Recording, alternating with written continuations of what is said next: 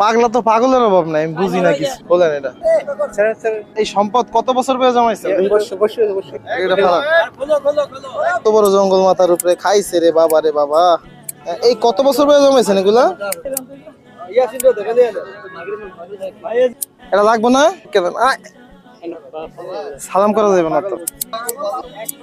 পাগল আর অবুঝ প্রাণী ওই কাছাকাছি, এই যে ঘা হয়ে গেছে ভিতরে। এটা 10 বছর ছিল না। দাঁত মাজেন না কয় বছর? দাঁতের তো অবস্থা 2 দিন পর ভেঙে যাবে ওইখান থেকে।